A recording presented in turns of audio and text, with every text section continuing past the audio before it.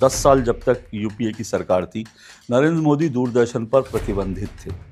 नरेंद्र मोदी को दूरदर्शन पर नहीं दिखाया जाता, मुख्यमंत्री होने के बावजूद नहीं दिखाया जाता था। दूरदर्शन में एक स्पेशल सेल था, उस स्पेशल सेल में ये प्लान होता था कि कैसे नरेंद्र मोदी के खिलाफ, गुजरात के खिलाफ जो है एंटी वो करनी है, कैसे उसके खिलाफ प्रोपेगेंडा न्यूज बनानी है। तो ये सब कुछ वहां बैठकर तय होता था। मेरे पास बार बार नरेंद्र मोदी जी के ऑफिस से उनके ओएसडी फोन कर रहे थे। अच्छा, वो पूछ रहे थे इंटरव्यू कब जा रहा है। मुझे उन्होंने फोन करके कहा, जो एडीजी थे, कि अशोक शायद ये इंटरव्यू जाएगा नहीं। मुझे लगा नहीं, इसके खिलाफ रिवोल्ट करना चाहिए।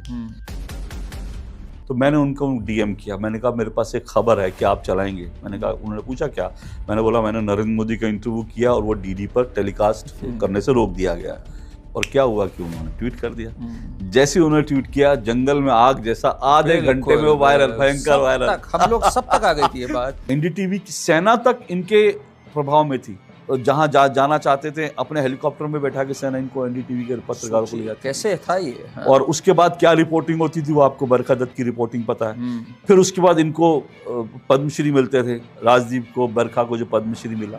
तो ये सब तो अपने आप में जांच का विषय है कि इनको क्या, आज की तारीख में अगर इन लोगों के पर्सनल एसेट्स की अगर जांच हो जाए, तभी आपको पता चल जाएगा कि उस समय ये लोग क्या कर रहे थे। उस समय कम्युनल वायलेंस बिल जो है, मैं आज सोचता हूँ ये रिसर्च का विषय है कि कम्युनल वायलेंस बिल जैसा जब एक विधेयक तैयार हुआ, उस वक्त भारत देश का मीडिया क्या कर रहा था? सोचिए, उस वक्त बीजेपी ने उसको लेकर आवाज उठाई थी। पूरे मीडिया ने ये नैरेटिव बना रखा था कि नरेंद्र मोदी के इंटरव्यू फिक्स होते हैं। रवीश कुमार ने राहुल गांधी का एक छोटा सा इंटरव्यू किया, खुले मैदान में। आप उस पूरे इंटरव्यू को देख लीजिए।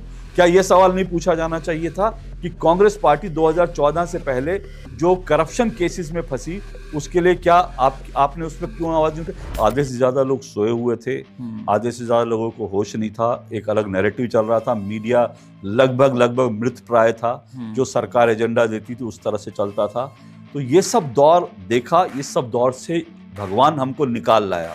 सचमुच ये संघर्ष भरी जिंदगी अग्निपथ से कम नहीं। बिल्कुल। और कभी कभार मैं सोचता हूँ, इतनी हिम्मत आप में आ कहां से गई इतने बड़े बड़े पंगे लेने की?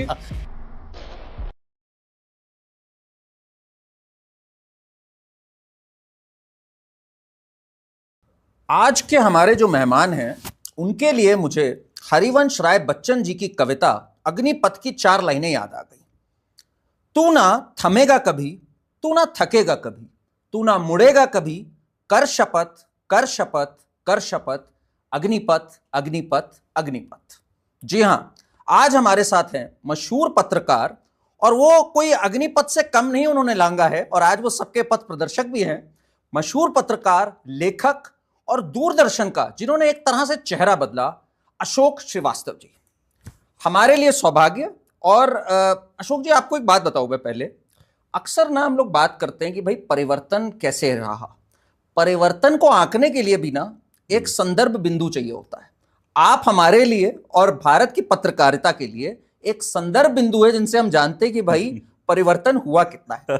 बहुत बहुत स्वागत सर, एंड थैंक यू करण जी, आपने बुलाया और अग्निपथ आपने जैसे कविता पढ़ रहे थे, तो मुझे अचानक से लगा कि हाँ, सचमुच ये संघर्ष भरी जिंदगी अग्निपथ से कम नहीं। बिल्कुल। और कभी कभार मैं सोचता हूँ, इतनी हिम्मत आप में आ कहां से गई इतने बड़े बड़े पंगे लेने की और इतने तूफानों को झेलने की? ये एक सोचने वाली बात है।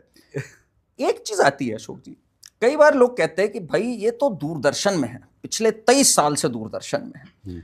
पर मुझे ये लगता है कि आप ना एक वृक्ष समान है, आपकी जड़ें मजबूत होती गई और आपका एक तरह से स्तर और कद बढ़ता चला गया, और आज उसमें कई छोटे छोटे जो होते हैं ना पौधे, वो भी आगे आ रहे हैं और कईयों को छाया मिल रही है। आपका सफर अगर मैं कुछ शब्दों में पूछूं, कैसा रहा ये 23 साल का? आपको कैसा लगता है आज जब मुड़ के देखते? मैं हमेशा मुझे एक गीत है, बहुत फेमस गीत है बॉलीवुड का, जिंदगी हर कदम एक नई जंग है जी। तो मुझे हमेशा वही याद आता है। पता नहीं कितनी जंग लड़के मैं यहाँ तक पहुँचा हूँ, और मालूम नहीं आज क्या हूँ क्या नहीं हूँ, तो इसका आकलन तो लोग करेंगे। लेकिन हाँ, मैंने अपनी जड़ें पकड़ कर रखी। जड़ें कितनी गहरी है भी नहीं कह सकता। 23 साल तक दूरदर्शन में रहना अपने आप में कोई कम बात नहीं थी। मेरे सामने कितने लोग आए, कितने लोग चले गए, लेकिन मैं वहाँ पर जमा रहा। बहुत सारे लोग बाहर ये भी कह सकते हैं कि शायद इसको बाहर नौकरी नहीं मिलती, ये भी इसमें शायद आधा सच है। जब मैं नौकरी की तलाश कर रहा था तो मुझे नौकरी मिली नहीं। जब मुझे मतलब कहीं बाहर मिली नहीं। जब मुझे कुछ बाहर से कुछ ऑफर आए तब मेरा जाने का मन नहीं हुआ, और अब शायद मैं कभी प्रयास नहीं करता। और बहुत सारे लोगों को ये लगता है, क्योंकि मुझे इतना समय हो गया, बहुत सारे लोगों को लगता है, बहुत सारे लोग मुझे ऑफर नहीं करते। वो इसलिए नहीं करते क्योंकि इनको लगता है यार ये तो सरकारी है ना, ये तो दूरदर्शन में इसको पक्की नौकरी होगी। हालांकि वी आर कॉन्ट्रेक्चुअल एम्प्लॉइज, लेकिन लोगों को लगता है। तो पता नहीं जिंदगी ऐसे बीतती चलेगी, लेकिन मुझे लगता है कि आज मैं जहां पर हूं, जिस मुकाम पर पहुंचा हूं, मैं खुश हूं, संतुष्ट हूं कि जिंदगी में कुछ कर पा रहा हूं, लोगों का प्यार मिल रहा है। और जैसा आपने कहा, लोग ये भी श्रेय देते हैं, मुझे मालूम नहीं मैं इसका कितना हकदार हूं, लोग ये भी श्रेय देते हैं। अक्सर सोशल मीडिया पर लिखते हैं कि आपने दूरदर्शन का चेहरा बदल दिया। लोग ये लिखते हैं हम आपके कारण दूरदर्शन देखने लगे। किसी व्यक्ति ने एक दिन ट्वीट करा, उसने लगा कि सर मैं 15-20 साल हो गए थे मैंने दूरदर्शन नहीं देखा था, आपके कारण मैं दूरदर्शन पर 20 साल बाद फिर से आ गया। तो बड़ा अच्छा लगता है कि शायद जिंदगी में कुछ किया। नहीं सर, बहुत कुछ किया, और मैं तो बड़ा शुक्रगुजार हूं अगर आप कहीं और जा रहे थे और आप वहां नहीं गए। इससे हमारे public broadcaster, because Doordarshan is public broadcast, and इसको इतना उत्थान मिला इसमें मैं तो बहुत वो। पर अब थोड़ा सा जर्नी आपकी ना हम पीछे से स्टार्ट करते हैं। तो आपने इतने प्रधानमंत्री देखे, इतने INB मिनिस्टर्स देखे, और 2014 के बाद से जो रूप बदला, और मैं कहूंगा दो टूक जब शुरू हुआ आपका 2016 से रूप बदला। अब जब लोग ये कहते हैं कि भाई अभिव्यक्ति की आजादी पर हमले हो रहे हैं, लोग अब अपनी खुल के बात नहीं कह पा रहे हैं, 2014 के बाद से तो फैशिज्म आ गया है, आप कैसे देखते हैं इसको? क्योंकि आपने तो दोनों तरफ देखा हुआ है। मैं इसीलिए मेरे शो में भी जब कोई ये बोलता है ना कि भाई अभिव्यक्ति की आजादी हिंदुस्तान में नहीं है, और लोग बोलते हैं कि फासिज्म है, लोग बोलते हैं मोदी हिटलर, तो मुझे कई बार जो है ना, मुझे हंसी भी आती है और कई बार मुझे गुस्सा भी आ जाता है। और मैं कई बार, बल्कि एक बड़ा मजेदार वाकया हुआ, एक कांग्रेस के एक प्रवक्ता मेरी डिबेट में बैठे हुए थे, तो उन्होंने ऐसे ही कह दिया, उन्होंने बोला आप दूरदर्शन पर हैं और दूरदर्शन पर सरकारी चैनल है, आपको पता है कि आप हमारी आवाज़ दबा रहे हैं। मैंने कहा आवाज़ दबा रहे हैं? मैंने कहा आज मैं आपको आवाज़ दे रहा हूं। मैंने कहा जब तक कांग्रेस की शासन था, आपकी सरकारें थी, दूरदर्शन पर विपक्ष को बुलाया नहीं जाता था। तो उन्होंने बोला कि आप झूठ बोल रहे हैं। मैंने कहा अच्छा। मुझे कहने लगे अरे आपको मालूम नहीं 2014 में नरेंद्र मोदी का इंटरव्यू दूरदर्शन पे गया था जब वो विपक्ष के नेता थे। मैंने अपना सर पकड़ा, मैंने बोला भाई साहब आप क्या बोल रहे हैं, वो इंटरव्यू लेने वाला मैं था, और उसके बाद इंटरव्यू लेने के कारण मुझे 3 महीने तक इंटरव्यू दूरदर्शन में शंट कर दिया गया था। ये कहानी आपको नहीं पता। मैंने कहा मुझे तो क्योंकि उन्होंने रिसर्च किया नहीं था। तो बेसिकली सच बात यह करण जी, देखिए दूरदर्शन पर मैं बार बार कहता हूँ ये दौर जो है, मैं मानता हूं अभिव्यक्ति की आज़ादी के लिए सबसे स्वर्णिम काल है जी, क्योंकि आप सब कुछ खुलकर बोलते हैं। दूरदर्शन पर आकर अगर सोचिए, नरेंद्र मोदी का विरोध करने वाले दूरदर्शन में आते हैं, कांग्रेस का विरोध, बीजेपी का विरोध करने वाले दूरदर्शन पर आते हैं, इस सरकार के बारे में जो मर्जी बोलते हैं, देश के प्रधानमंत्री को तानाशाह बोलकर जाते हैं। आप तानाशाह भी दूरदर्शन पर बोलते हैं, जिसको सरकारी चैनल बोलते थे, जिसको एक जमाने में राजीव दर्शन, इंदिरा दर्शन बोलते थे, दूरदर्शन नहीं बोलते थे। वहां पर आपकर आज बैठ करके प्रधानमंत्री को के लिए बोल के चले जाते हैं कि ये तानाशाह हैं, ये जो है फलाना है, ढिमकाना है, ये जो है जुमलेबाज हैं, और उसके बाद आपको दोबारा भी वहां पे बुलाया जाता है उसी चैनल पर। और कितनी आजादी चाहते हैं आप? इससे ज्यादा आजादी की आप कल्पना कर रहे हैं क्या? आप फर्ज कीजिए कि इंदिरा गांधी को इमरजेंसी के दिनों में क्या मतलब दूरदर्शन पर क्या देश के किसी समाचार पत्र में इंदिरा गांधी को तानाशाह नहीं लिख सकते थे, क्योंकि और सिर्फ तानाशाह क्या, इंदिरा गांधी की नीति की आलोचना नहीं कर सकते थे। आज आप दूरदर्शन पर आते हैं, कहते हैं सरकार की आर्थिक नीतियां बकवास हैं, अर्थव्यवस्था डूब रही है। दूरदर्शन पर आके DD न्यूज पर बैठ करके कहते हैं सरकार की शिक्षा नीति खराब है। सर हर नीति की आप बखिया उधेड़ते हैं, उसके बाद आप कहते हैं तानाशाही है और बोलने की आज़ादी नहीं है। इससे ज़्यादा बोलने की आज़ादी कहाँ मिलेगी? आप हर रोज़ YouTube बना करके, आपका एजेंडा सुबह उठते हैं YouTube बनाते हैं, नरेंद्र मोदी को गाली देंगे, सरकार को गाली देंगे, और वो गाली भी क्या देंगे, कहेंगे देश में तानाशाही है। तो आपका वो YouTube जो है वो मिलियंस में लोग देखते हैं, आप उसी YouTube से पैसा कमाते हैं, लाखों रुपए आप महीने के कमाते हैं, नरेंद्र मोदी को तानाशाह कह के, सरकार को तानाशाह कह के लाखों रुपए महीने के कमाते हैं, और फिर आप कहते हैं देश में तानाशाही है। तो मुझे लगता है ये तो धंधा बन गया है, और मुझे लगता है कि शायद इससे उनको इनकम ज्यादा होती होगी, तो इसलिए इस तरह का नैरेटिव चलाते हैं। सच कह रहा हूँ, दूरदर्शन में भी ऐसी आजादी इससे पहले नहीं थी। तो असली फाशिज्म जिसे हम कहते हैं वो कैसा दिखता है, अशोक जी जरा बताइए, क्योंकि 2014 से पहले आपने अभी बात करी नरेंद्र मोदी जी का इंटरव्यू, वो वाला जो इंटरव्यू था जो आपका लिया हुआ था, जिसके कारण 3 महीने तक आपको शायद लेट नाइट ड्यूटी या मॉर्निंग अर्ली मॉर्निंग और लेट अर्ली मॉर्निंग और लेट नाइट पे कर दिया, और उसके कुछ अंश भी एडिट हो गए, बहुत कुछ हुआ था। जरा उस दौर पे जरा हमें थोड़ा सा बताइए, उस इंटरव्यू से स्टार्ट करके हुआ क्या था उस टाइम पे। एक्चुअल में आपको बताऊं, ये मैंने अपनी किताब में भी, जो मेरी पहली किताब थी और थोड़ी पुरानी बात हो गई, लेकिन आज बता दूं, 10 साल जब तक यूपीए की सरकार थी, नरेंद्र मोदी दूरदर्शन पर प्रतिबंधित थे। नरेंद्र मोदी को दूरदर्शन पर नहीं दिखाया जाता, मुख्यमंत्री होने के बावजूद नहीं दिखाया जाता था।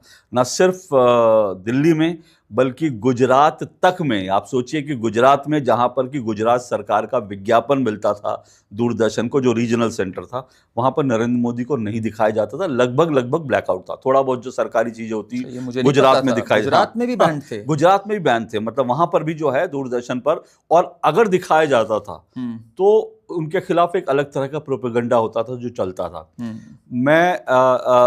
मुझे अच्छी तरह से याद है, जब सरकार, जब यूपीए की सरकार आई, तो हमारे यहाँ पर दूरदर्शन में एक स्पेशल सेल बना था। और उसको मैं फिर कह रहा हूँ, मैंने अपनी किताब में ये सारा विस्तार से, जो पहली मेरी किताब थी उसमें लिखा था। दूरदर्शन में एक स्पेशल सेल था। उस स्पेशल सेल में मैं खुद देखता था कि तीस्ता सी तलवार आती थी। उस स्पेशल सेल में ये प्लान होता था कि कैसे नरेंद्र मोदी के खिलाफ, गुजरात के खिलाफ जो है एंटी वो करनी है, कैसे उसके खिलाफ प्रोपेगेंडा न्यूज बनानी है। तो ये सब कुछ वहां बैठकर तय होता था। तो नरेंद्र मोदी को लगभग प्रतिबंधित कर रखा था। इन सब का आना जाना था। तीस्ता से तलवार तो मैंने खुद कई बार देखा वहां पर, वो स्पेशल सेल में, वहां पे पूरी प्लानिंग होती थी, तो वो वहां पर आती थी। मतलब वो एक एक्सटेंडेड आर्म थी। एग्जैक्टली, बिल्कुल वो एक्सटेंडेड आर्म थी, क्योंकि हम लोग तो उस कमरे में जाते नहीं थे जहां पर ये सारी प्लानिंग होती थी, हम लोग को अलाउड नहीं था। तो वहां पर जो है सरकार के प्रचार का काम होता था, और दूसरा काम वहां पर कैसे मोदी को रोकना। और मुझे लगता है उसके पीछे कहीं ना कहीं एक थॉट थी, कांग्रेस को ये लग रहा था कि शायद भाई नरेंद्र मोदी उनके लिए खतरा हो सकते हैं, तो नरेंद्र मोदी को कैसे दिल्ली आने से रोकना, उसकी पूरी प्लानिंग उनकी वहां पर होती थी। तो यहाँ तक कि मैं फील्ड रिपोर्टिंग उस समय काफ़ी करता था, और मैंने गुजरात में भी लगातार चुनाव कवर किए थे। लेकिन उसके बाद मैंने देखा कि, मुझे साल याद नहीं, लेकिन उसके बाद 2 गुजरात के चुनाव ऐसे हुए जहाँ पे मुझे रिपोर्टिंग के लिए भी नहीं भेजा गया। और उसके पीछे सीधा सा उनका पर्पस था कि भाई ये आदमी जाएगा तो क्या रिपोर्ट करेगा। तो वो जिनको भेजते थे अपने प्लानिंग के हिसाब से भेजते थे कि ये रिपोर्ट गुजरात से आनी चाहिए, उस हिसाब से भेजते थे। तो 2014 में क्या हुआ, मुझे मेरी थोड़ी बहुत जान पहचान नरेंद्र मोदी जी से पहले से थी। ऐसे कि जब वो गुजरात में जो एक छोटा सा बीजेपी का दफ्तर था खानपुर में, तो वहां पर मेरा 2-4 बार मुलाकात हुई थी। और जब वो मुख्यमंत्री बन गए तब भी मेरी थोड़ी बहुत मुलाकात थी उनसे। 2-4 बार मैं जब भी गुजरात जाता था उनसे मिलने की कोशिश करता था, मुख्यमंत्री के तौर पर, क्योंकि मैं रिपोर्ट तो कर नहीं सकता था, उनकी रिपोर्ट करूंगा तो लगेगी कहाँ। तो लेकिन उनका कर्टसी कॉल हमेशा आता था, कि पूछते थे, हमेशा फोन पे पूछते थे कैसे हो अशोक, अगर मुलाकात नहीं भी हो पाती थी। तो 2014 का समय था। उस समय क्या हुआ कि सब मीडिया में नरेंद्र मोदी उस समय, क्योंकि बीजेपी ने उनको प्रोजेक्ट कर दिया था, पूरे मीडिया में छाए हुए थे, सब उनके इंटरव्यू के लिए दौड़ रहे थे। मतलब दुनिया में हर बड़ा पत्रकार उनका इंटरव्यू करना चाहता था। तो मैं जो छोटा सा मेरी टीम थी, मेरी टीम के लोग मेरे से कहने लगे, कह रहा अशोक जी आप क्यों नहीं ट्राई करते मोदी जी का इंटरव्यू, आपकी तो जान पहचान है, आपको शायद इंटरव्यू मिल जाए। तो मैंने कहा यार मेरी जान पहचान है, लेकिन दूरदर्शन पे इंटरव्यू चलेगा कहाँ, मैं इंटरव्यू उनका मांगूंगा, चलाऊंगा कहाँ। तो फिर मुझे किसी ने एक दिन बताया कि सर वो फलाना 2 हमारे यहाँ से रिपोर्टर और एंकर हैं, वो उनका ट्राई कर रहे हैं इंटरव्यू। तो मुझे हैरानी हुई, मुझे पता चला उन्होंने कोई चिट्ठी भी भेज दी है मोदी जी के यहाँ। तो मुझे हैरानी, मैंने कहा अच्छा इंटरव्यू के लिए कोशिश करने और परमिशन मिली है क्या। तो मैं हमारे डीजी थे उनके पास गया, मैंने उन डीजी से कहा, खान, अब उनकी डेथ हो गई, खान साहब थे। तो मैंने खान साहब से पूछा, मैंने कहा सर मुझे पता चला कि मोदी जी के इंटरव्यू के लिए कुछ लोग प्रयास कर रहे हैं। तो उन्होंने अनमने मन से कहा हाँ 1-2 लोगों ने कोशिश कर रहे हैं अपनी, मिल जाएगा तो देखते हैं। तो मैंने कहा सर मैं कोशिश करूँ। तो उन्होंने कहा ठीक है करो। तो उन्होंने ऐसे, तो उसके पीछे मुझे लगता है उन्होंने ऐसे कहा होगा, उनको पता होगा, लगा होगा नहीं मिलेगा, होगा थोड़ी।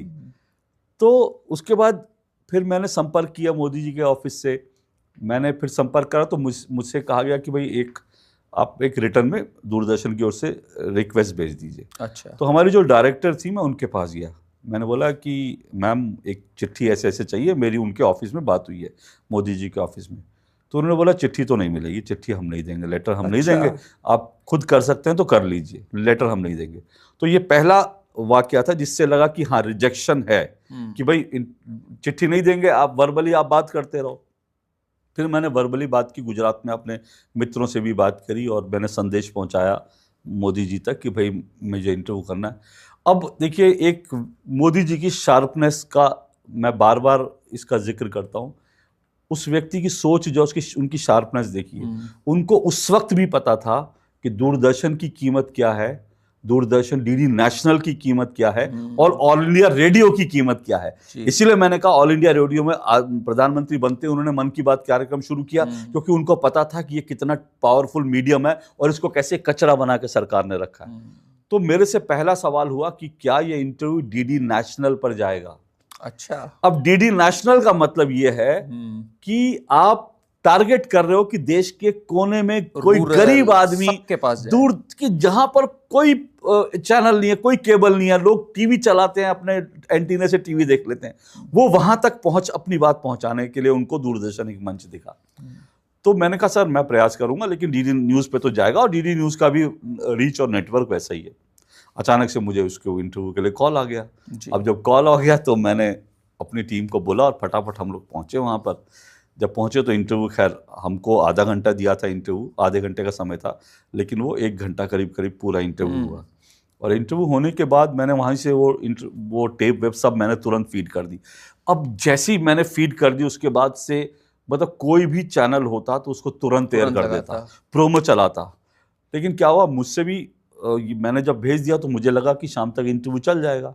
मैंने फिर उसके बाद दोपहर तक देखा, कोई प्रोमो नहीं चला, कुछ नहीं चला। तो उसके बाद मैंने फिर कॉल करके पूछा भाई क्या हुआ, बोले नहीं अभी उस पर डिसीजन होगा। तो मैंने कहा, फिर मैं तब तक दिल्ली आ गया, तो उस दिन नहीं चला इंटरव्यू। मुझे फिर हमारे जो सेकंड बॉस थे, डीजी के नीचे एडीजी थे, मैंने उनको फ़ोन किया, मैंने बोला सर इंटरव्यू चला नहीं कल। बोले तुम ऑफिस आ जाओ, तुमसे बात करेंगे। अच्छा, तो मैं बोला ठीक है। मैंने कहा मैं ऑफिस पहुंच गया। तो ऑफिस में पहुंचा, संडे का दिन था शायद उस दिन। मैं ऑफिस पहुंचा और मैंने कहा बताइए। तो मुझे उन्होंने फ़ोन करके कहा, जो एडीजी थे, कि अशोक शायद ये इंटरव्यू जाएगा नहीं। मैं मतलब मेरे पसीना पसीना, आप सोचिए कि मतलब इतना बड़ा इंटरव्यू और बहुत बड़ा मोमेंट है, बड़ा आपके एक पत्रकार की जिंदगी का इतना बड़ा मोमेंट कर रहे, इंटरव्यू जाएगा नहीं। मैंने कहा क्या हुआ सर? तो उन्होंने बोला कि जो खान साहब हैं उन्होंने मना किया है, उन्होंने कहा इंटरव्यू टेलीकास्ट होने लायक नहीं है। अच्छा, तो क्यों टेलीकास्ट होने लायक नहीं? ये मुझे नहीं मालूम क्यों। अच्छा, तो ये इंटरव्यू टेलीकास्ट होने लायक नहीं। मैंने कहा टेलीकास्ट होने लायक नहीं है। फिर मुझे पता चला, मुझे एक और आदेश आता है। जिस रूम में मैं बैठा था उस रूम से थोड़ा सा आगे हमारी एडिटिंग सूट था, जहां पर ये एडिटिंग हो रही थी। तो मैंने कहा सर मैं एक बार देखना चाहता हूं। तो मुझे कहा गया कि जहां एडिटिंग हो रही है you are not allowed to go there, आप वहां जा नहीं सकते जहां एडिटिंग हो रही है। अब मुझे और झटका लगा। मैंने कहा ऐसा क्या? ये होता है रियल फांसीवाद, ये तानाशाही होती है कि आपका इंटरव्यू जाएगा नहीं, आप वहां नहीं जा सकते, जो इंटरव्यू करके उसको आप देख नहीं सकते। तो फिर जो है ये सब कुछ चल रहा था, तो मुझे लगा यार ये तो मामला बड़ा गड़बड़ है। तो मुझे रियली उस दिन सचमुच जो रियल फासिज्म होता है मुझे जो है, फिर उसके बाद थोड़ी देर बाद मेरे पास फ़ोन आया। फ़ोन आने के बाद मुझे बोला कि डीजी सर ने बुलाया। तो मैं गया उनके रूम में, मैंने दरवाज़ा खोला। तो बोले तुमने दंगों का सवाल क्यों नहीं पूछा, गुजरात दंगों का। अब इसको लेकर मुझे जब मैं इंटरव्यू करने जा रहा था तब भी मुझे कहा गया था गुजरात दंगों का सवाल जरूर पूछना।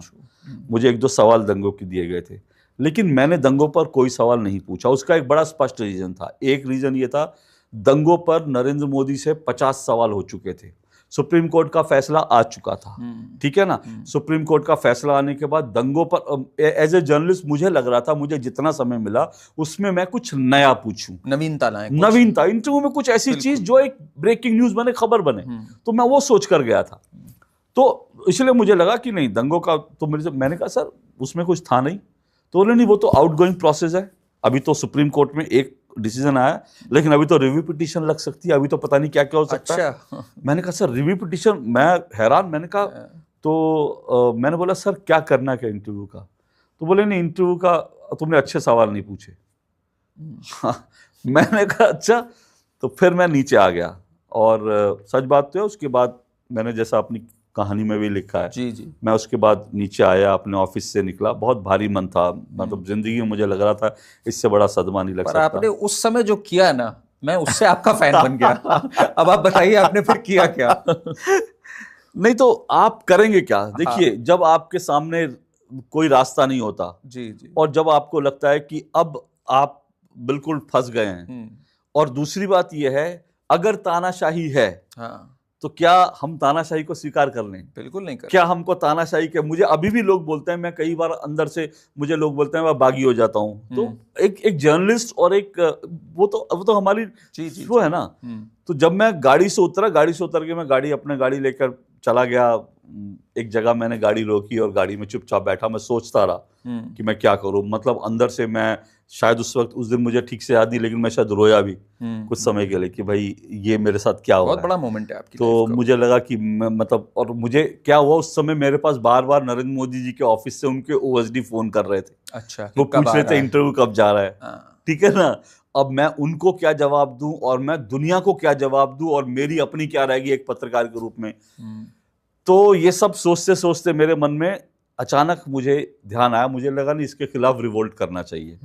अब मैंने कहा रिवोल्ट मैं कैसे करूं? तो एक सोशल मीडिया हैंडल हैं, और वो मीडिया न्यूज रूम की जो है इनसाइड ट्वीट करते थे, उनका अच्छा खासा हैंडल चल रहा था। अब तो वो हैंडल नहीं है उस हिसाब से। तो वो मुझे डीएम करते थे अक्सर, मतलब कुछ भी न्यूज रूम के बारे में। तो मैंने उनको डीएम किया, मैंने कहा मेरे पास एक खबर है, क्या आप चलाएंगे? मैंने कहा, उन्होंने पूछा क्या? मैंने बोला मैंने नरेंद्र मोदी का इंटरव्यू किया और वो डीडी पर टेलीकास्ट करने से रोक दिया गया। तो वहां से व्हाट शॉकिंग, मतलब मोदी का इंटरव्यू जो दुनिया करना चाहती है, दुनिया देखना चाहती है, आप कह रहे हो जाएगा नहीं? तो उन्होंने कहा कि पूरा डिटेल भेजो। मैंने डिटेल भेजा, तो उन्होंने कहा कि मैं इसको अभी ट्वीट कर रहा हूँ, लेकिन आप रीट्वीट मत करना वरना आप फंस जाओगे, ठीक है? तो मैंने कहा ठीक है, तो मैंने दे दिया। और क्या हुआ कि उन्होंने ट्वीट कर दिया। जैसे उन्होंने ट्वीट किया, जंगल में आग जैसा, आधे घंटे में वो वायरल, भयंकर वायरल। हम लोग सब तक आ गई थी ये बात कि भाई भयंकर वायरल क्या हो गया। तो जैसे ही वो वायरल हुआ, उसके बाद मेरे पास पहला फोन जो आता है, वो अभी जो जवाहर सरकार हैं, जो सीईओ हैं, क्योंकि वो भी उस समय गेम खेल रहे थे एज ए ब्यूरोक्रेट। उनको समझ आ रहा था जवाहर सरकार को कि अब सरकार जो है बदल रही, और वो अंबिका सोनी के एंटी थे उस वक्त। अंबिका सोनी वगैरह जो है, अंबिका सोनी उस वक्त नहीं, अंबिका सोनी नहीं, उस वक्त आनंद शर्मा थे। हाँ, आनंद शर्मा थे, सॉरी। अंबिका सोनी के वो मनीष शर्मा के एंटी थे, आई एम सॉरी। वो मनीष जो नहीं, मनीष तिवारी आईएनबी मिनिस्टर, मनीष तिवारी के एंटी थे, और उनके बीच एकदम ऐसे थे। वो मनीष तिवारी को कैसे डाउन करना है, कैसे करना, वो सब करते रहते थे। तो जवाहर सरकार को उसमें लगा कि ये मेरे राजनीति करने का वक्त है। उनके ऑफिस से मेरे पास फोन आया कि अरे तुमने इंटरव्यू किया, तुमने बताया नहीं। अब बताया नहीं मतलब ऐसा कैसे हो सकता है कि सीईओ को पता ना हो इंटरव्यू मैंने किया? तो मैंने बोला जी वो तो इंटरव्यू मैंने करा था और वो इंटरव्यू जान ही रहा है। बोले अच्छा हम बात करते हैं वो करके। तो उन्होंने जो है कहा कि हम देखेंगे। उसके बाद मेरे पास कॉल आता है डीजी ऑफिस से, ये मीडिया वॉचर कौन है जिसने ट्वीट किया था? मैंने कहा सर मुझे नहीं मालूम। तो फिर वहां से फोन रख दिया जाता है। उसके बाद क्या होता है कि उसके बाद तब तक जो है, अब बात जब हो गई तो फिर मजबूरी थी, अब तो आप नहीं करेंगे तो आपको जूते पड़ने ही पड़ने हैं। तो फिर उसको इंटरव्यू को जो है ये हुआ कि इंटरव्यू चलाया जाएगा। फिर मेरे पास दोबारा एडीजी, जिन्होंने मुझे, जो मेरे साथ में थे, जो मेरे सपोर्ट में थे, उन्होंने मुझे फोन करके कहा कि अशोक बवाल हो गया बड़ा, और इंटरव्यू आपने कहा नहीं हमारा पुराना काम है ये करना। तो उन्होंने कहा कि इंटरव्यू तो जाएगा, अभी एडिट हो रहा है, एडिट होगा। तो जैसे ही वो पता चला मुझे इंटरव्यू जा रहा है, तो मुझे थोड़ा लगे, लेकिन इंटरव्यू को काट छाट करके 55-56 मिनट का इंटरव्यू उसको 25-26 मिनट का कर दिया गया। काफी काट दिया था बहुत, मतलब बुरी तरह से। और उसमें से वो हिस्से काटे गए थे जो हिस्से मतलब वायरल कंटेंट के थे, और जो न्यूज वर्दी थे, जो प्रियंका गांधी से जुड़े थे, जो अहमद पटेल से जुड़े थे, वो हिस्से काट दिए गए, इंपॉर्टेंट हिस्से काट दिए गए उसके। तो वो एडिट करके तो फिर मुझे कहा, तो मैंने प्रोमो, फिर उसके बाद थोड़ी देर में प्रोमो चल जाएगा। तो मैंने फिर CEO ऑफिस को मैंने जवाहर सरकार को एक बार मैंने थैंक्स कर दिया कि हाँ जी इंटरव्यू जा रहा है, थैंक यू। तो उसके बाद वो इंटरव्यू, तो फिर मैंने उनके OSD को, मोदी जी के OSD को भी बता दिया कि इंटरव्यू टेलीकास्ट होने वाला है, इतने बजे टेलीकास्ट होगा। तो ये सब मैंने कर दिया। फिर क्या हुआ कि वो इंटरव्यू जब टेलीकास्ट हुआ तो उस दिन तो फिर बवाल हो गया, क्योंकि दूरदर्शन पर गया। और अच्छा, मैं यहाँ पर एक चीज़ और बोल दूँ। जी जी। इससे, क्योंकि ये इंटरव्यू जाए, इस इंटरव्यू से पहले हम लोग राहुल गांधी का इंटरव्यू भी ट्राई कर रहे थे। अच्छा। दूरदर्शन ट्राई कर रहा था। इनफैक्ट ये बात है अप्रैल की, जब मोदी जी का इंटरव्यू हुआ। वो एक और इंटरव्यू भी तो दे के बैठे हुए थे तब। हाँ, वो अप्रैल की बात थी। लेकिन जनवरी से राहुल गांधी के इंटरव्यू के लिए कोशिश की जा रही थी। अच्छा। और उसके लिए मुझे ही कहा गया था कि मैं इंटरव्यू के लिए क्वेश्चंस प्रिपेयर कर लूं। राहुल गांधी का इंटरव्यू करने के लिए। जनवरी की बात है। तो राहुल गांधी का जनवरी 2014, तो राहुल गांधी के इंटरव्यू के लिए मैं तैयारी करके बैठा था। और मैंने खुद राहुल गांधी के ऑफिस में, उस वक्त शायद कनिष्क थे, राहुल गांधी का PR देखते थे, मैंने खुद कनिष्क को कई मैसेज किए थे, मैंने खुद कई SMS मेल डाले थे। तो एक बार की ये भी हुआ, मुझे ये कहा गया कि भाई नरेंद्र मोदी का इंटरव्यू हम इसलिए नहीं चला रहे क्योंकि राहुल गांधी ने इंटरव्यू नहीं दिया। तब मैंने कहा राहुल गांधी के ऑफिस में मैं 7-8 बार मेल भेज चुका हूं, मैं मैसेज कर चुका हूं। अगर राहुल गांधी इंटरव्यू नहीं देंगे तो क्या हम नरेंद्र मोदी का इंटरव्यू टेलीकास्ट नहीं करेंगे? ये कहाँ की बात हुई? हमने तो राहुल गांधी को रोका नहीं, हम तो कह रहे हैं 2 इंटरव्यू। लेकिन राहुल गांधी का, क्योंकि अर्नब गोस्वामी वाला गुफ अप हो चुका था, इसलिए अर्नब गोस्वामी उनकी अच्छे से धुलाई हो चुकी थी, तो इसलिए उन्होंने, राहुल गांधी की टीम ने तय किया था कोई इंटरव्यू नहीं देंगे। ठीक है, विनाशकारी विपरीत बुद्धि इसी को कहते हैं ना। हाँ, आपको देने के बजाय वो चले गए वहां पे, हाँ, कहते हैं ना, मगरमच्छ के मुंह, हाँ, वो शेर के मुंह में जाके उन्होंने अपना सर दे दिया। तो ठीक है, तो वो जो है फिर तो खैर ये फिर ये हुआ कि इंटरव्यू टेलीकास्ट हो गया। टेलीकास्ट होने के बाद अब देखिए, जिसने एडिट किया उसकी बुद्धि भी देखिए। मुझे नहीं पता किसने, क्योंकि मैं तो वहां अलाउड ही नहीं था। जिसने एडिट किया, अच्छा, मुझे वीडियो एडिटर्स वगैरह ने बताया कहानी अंदर से बताया, जो वीडियो एडिटर मेरे दोस्त थे, उन्होंने बोला कि वहां पे बोल रहे थे ऐसा हुआ वैसा हुआ। लेकिन जो ऑफिस का ड्राइवर था उसने मुझे एक और कहानी बताई, क्योंकि ये सारे लोग ऐसे थे, मेरी किसी से दुश्मनी नहीं है, सब लोग मुझे प्यार करते हैं, मानते हैं। तो मुझे वो ड्राइवर ने बताया कि सर, आपका टेप जब आपका वो देखने के बाद आपका पूरा इंटरव्यू चलाया गया, उसमें से पॉइंट्स नोट किए गए हैं। ये मुझे वीडियो एडिटर ने बताया कि उसके पॉइंट्स नोट किए गए, और उसके बाद DG सर उठ के कहीं चले गए और फिर ऑफिस वापस आए नहीं। ठीक है, वो कहाँ गए वो ड्राइवर ने बताया जी वो गए थे अहमद पटेल जी के। तो उन्होंने पूरे इंटरव्यू को 10 जनपद को रिपोर्ट किया था। 10 जनपद ने फिर शायद कहा कि इंटरव्यू ये ना चलाया जाए, तो नहीं चलाया गया। लेकिन जब डिसाइड हो गया कि चलना है, तो 10 जनपद से जो संदेश आए थे वो हिस्से काटे गए, वो हिस्से एडिट कर दिए गए। वो एडिट करके फिर वो इंटरव्यू चला। अब वो जब इंटरव्यू चल गया, तो जिसने एडिट किया था उसने नरेंद्र मोदी की एक लाइन नहीं काटी, लास्ट की। नरेंद्र मोदी जी ने लास्ट में कहा, चलिए भाई बहुत हो गया, और आप लोग तो मेरे को दिखाते नहीं हैं, मेरे को आपने प्रतिबंधित कर रखा है, लेकिन उसके बावजूद मैंने आपको आधा घंटा कहा था, पर मैंने आपको 1 घंटा टाइम दिया। अब पब्लिक ने मुझे गालियां देनी शुरू करी कि आपने नरेंद्र, क्योंकि वो लाइन चल गई, ऑन एयर चल गई। लोगों ने कहा कि भाई तुमने जब 1 घंटे का इंटरव्यू लिया था, आधे घंटे का क्यों दिखाया? अब जब लोगों ने ये कहा, तो मैंने फिर नीचे ट्वीट में, मुझे गालियां पड़ रही थी, मैंने कहा भाई मेरा एडिट करने में कोई रोल नहीं है। मैं ये इंटरव्यू बिल्कुल 56 मिनट का था, लेकिन एडिट करने में मेरा कोई रोल नहीं है। मैं इतना कह के चुप हो गया। लेकिन उसके बाद टाइम्स ऑफ इंडिया में कहां से खबर आई प्रियंका गांधी वाली, वो आज तक रहस्य है। वो मैं नहीं जानता कि वो चीज, क्योंकि मेरा रोल नहीं है। टाइम्स ऑफ इंडिया में आई थिंक पेज पे ये था कि नरेंद्र मोदी जी ने प्रियंका गांधी को कहा वो मेरी बेटी समान, बेटी कहा कि हाँ मेरी बेटी समान है, दूरदर्शन ने काट दिया, जबकि ये कहा नहीं था। नहीं कहा था, उन्होंने कहा था बेटी है, बेटी मां के लिए तो लड़ेगी ही। अब इसमें भी देखिए क्या हुआ, इसमें भी टाइम्स ऑफ इंडिया की जो खबर थी, उस खबर के आधार पर लोगों ने नरेंद्र मोदी को गालियां देनी शुरू करी दोबारा। ठीक है ना, कि प्रियंका गांधी ने, नरेंद्र मोदी ने कहा वो करके, और तब भी लोगों ने गाली नहीं दी थी। गांधी गुस्से में यस मेरे पिता तो सिर्फ राजीव गांधी हैं। अच्छा, लोगों ने जैसी ये खबर टाइम्स ऑफ इंडिया में, लोगों ने प्रियंका गांधी को पकड़ लिया। प्रियंका गांधी ने कहा कि मेरे पिता तो राजीव गांधी हैं। अब लोगों ने कहा कि भैया नरेंद्र मोदी को गालियां पड़नी शुरू हो। यहाँ पे रेणुका चौधरी ने स्टेटमेंट दे दिया कि नरेंद्र मोदी किसी के पिता होने लायक नहीं है। अब आप सोचिए कि इस तरह से तब जो है मेरे पास फोन आया उनके मोदी जी के ऑफिस से कि भैया हमने ये कहा नहीं है, ये खबर कहाँ से चल गई। मैंने कहा जी मुझे क्या पता, मैं तो खुद नहीं पता, और वो जो इंटरव्यू का कटा हिस्सा वो मेरे पास नहीं है। मैंने कहा वो तो लॉक कर रखा है, मैं वहां जा भी नहीं सकता। तो ये हुआ कि कैसे कह दिया गया। तो अब ये बात आई कि जो चीज नरेंद्र मोदी ने कही नहीं उसके लिए नरेंद्र मोदी को गालियां पड़ रही हैं।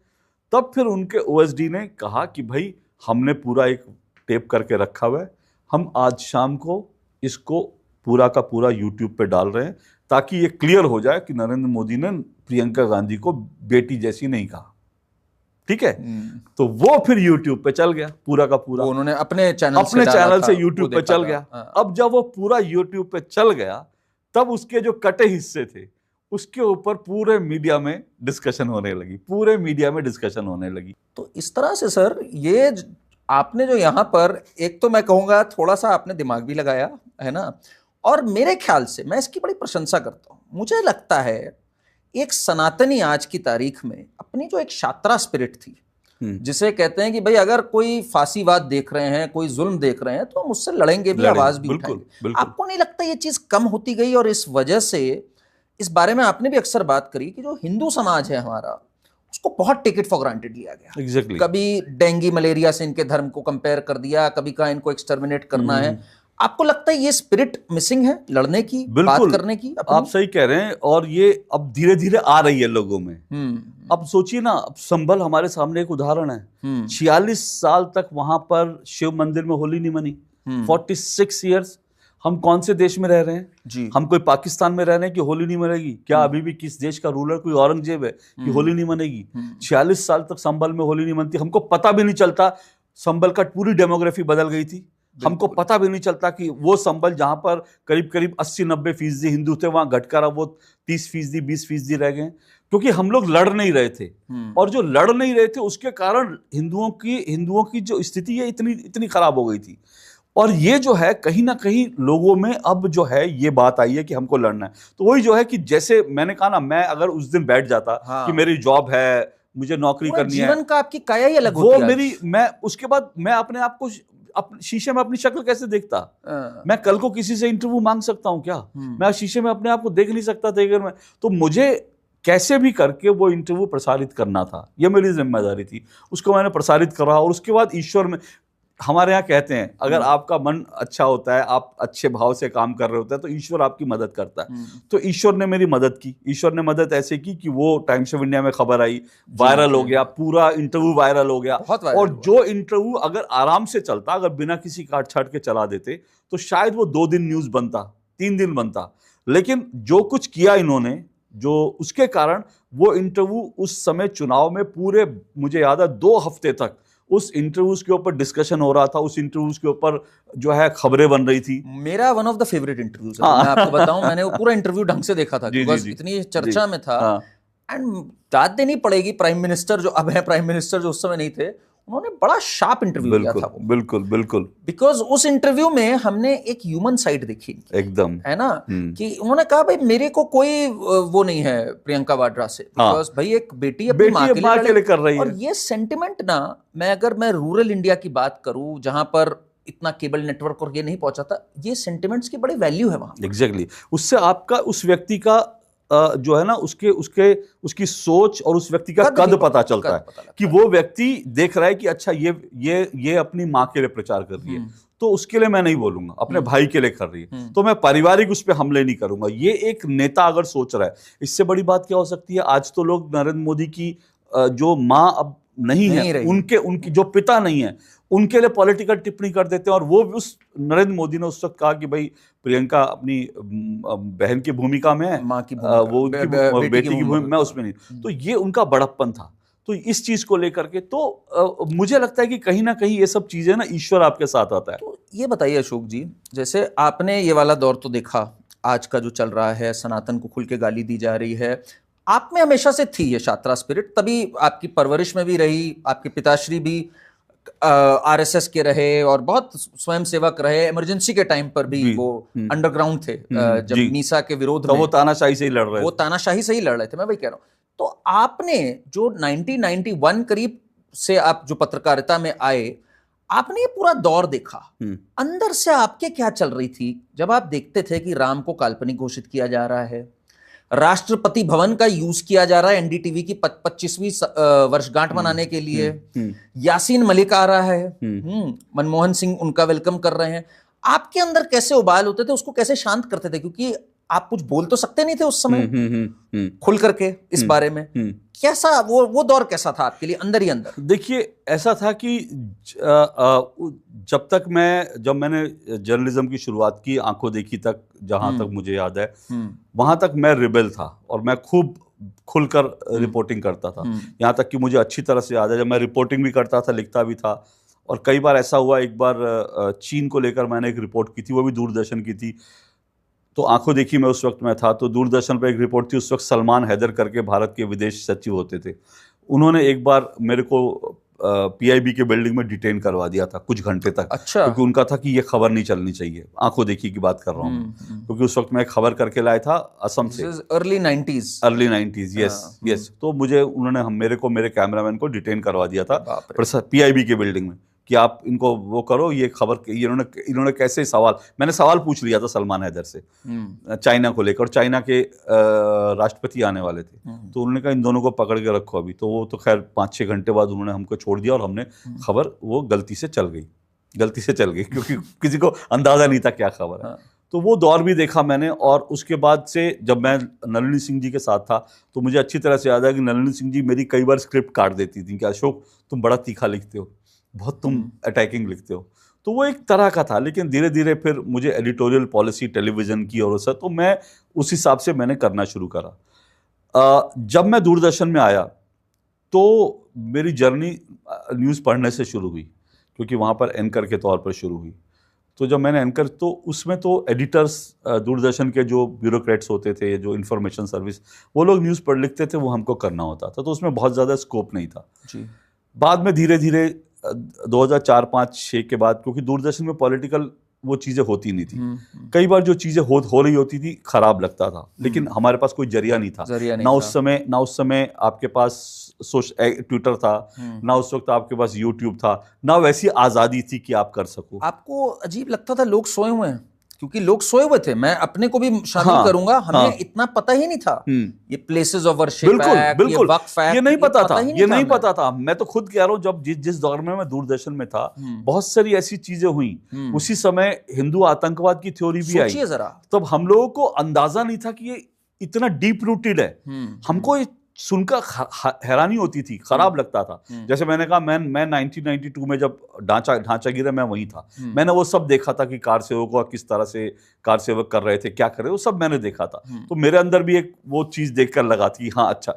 लेकिन हमको ये नहीं लगता था कि हाँ कोर्ट में चल रहा है मामला, कोर्ट में चल रहा है, ये सब चीज़ें हम सुनते थे, लेकिन वो चीज़ें उबाल नहीं मारती थी उस हिसाब से, क्योंकि एक बड़ा एक ना बड़ा अजीब सा माहौल बना दिया, नैरेटिव सेट था। और वो पूरा का पूरा मीडिया उसमें, आज जो कहते हैं ना कि मीडिया में आज तो आपको दोनों तरफ की खबरें सुनाई देती हैं, दोनों तरफ। उस समय मुझे अच्छी तरह से याद है, आपको एक तरफ का नैरेटिव था, यही एनडीटीवी था, यही दूरदर्शन, एनडीटीवी, और एक दो सेट नैरेटिव था। सरकार से इतर जाकर, क्या सोचिए कि उस समय जो है वो कौन सा दंगों को लेकर के जो एक बन रहा था, कानून बन रहा था, उसका कम्युनल वायलेंस बिल।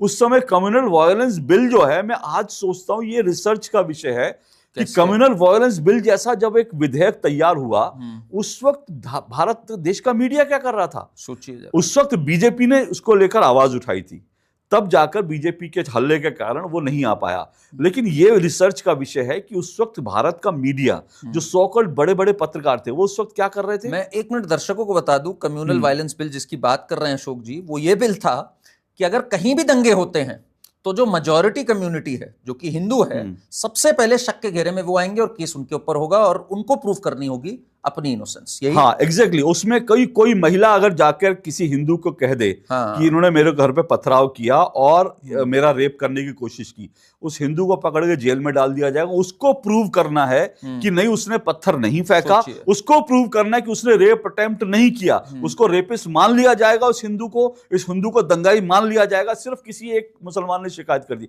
इतना खतरनाक, मतलब इस देश में हिंदुओं का रहना मुश्किल हो जाता। तो मैं ये सोचता हूं कि उस वक्त भारत का मीडिया क्या कर रहा था। ये रिसर्च का विषय है। जब कश्मीर से हिंदू निकाले जा रहे थे उस वक्त भारत का मीडिया क्या कर रहा था, ये आवाजें क्यों नहीं उठी? आज तो एक जो है राणा अयूब जो है जब चोरी करके विदेश जाने लगती है, चोरी करके कोरोना के नाम पर पैसा जुटाती है, उस पैसे की हेरफेर करके विदेश जाने लगती है और उसका सिर्फ उसको विदेश जाने से रोका जाता है, तब देश में इतना हल्ला मच जाता है कि सरकार को उसको छोड़ना पड़ता है कि भाई इसको जाने दो। उस वक्त का मीडिया क्या कर रहा था कि जिन्होंने कम्युनल वायलेंस बिल पर, जिन्होंने जो है हिंदुओं के उस पर कुछ नहीं किया, ये सारे के सारे मीडिया, और उसमें मैं भी दोषी हूं ना। मैं उस वक्त दूरदर्शन में था, लेकिन मुझे सच बात है मेरी आंखें नहीं खोली थी। मैं मानता हूं, मैं उस वक्त बिल्कुल मेरी आंखें नहीं खोली थी, क्योंकि मुझे कुछ दिखाई नहीं दे रहा था, मुझे कुछ समझ ही नहीं आ रहा था ये हो क्या रहा है। जब हिंदुओं को आतंकवादी बनाने के लिए मुंबई आतंकी, हाँ उतना मुझे जरूर ध्यान है, जब मुंबई आतंकी हमला हुआ था उसके बाद जब ये कहा गया, एक किताब आ गई संघ की साजिश ये वो करके, तब मुझे 26/11 तब मुझे जरूर लगा था कि यार ये क्या हो रहा है, ये क्या हो रहा है। लेकिन वो लकीली वो एक्सपोज हो गए बहुत जल्दी, क्योंकि कसाब पकड़ा गया था। नहीं तो कसाब का भी पूरा इरादा था इनका कि उसको कलावा बांध करके आया था, समीर दिखाना और हिंदू आतंकवाद की थ्योरी आगे बढ़ाना। राकेश मारिया जी ने अपनी किताब में लिखा, लेट मी स्पीक नाउ। तो वो सारा का सारा दौर जो है वो बड़ा खतरनाक दौर था। हम सब आधे से ज्यादा लोग सोए हुए थे, आधे से ज्यादा लोगों को होश नहीं था, एक अलग नैरेटिव चल रहा था, मीडिया लगभग मृत प्राय था, जो सरकार एजेंडा देती थी उस तरह से चलता था। तो ये सब दौर देखा, ये सब दौर से भगवान हमको निकाल लाया। मैं मानता हूँ ईश्वर ने देश को बचाया।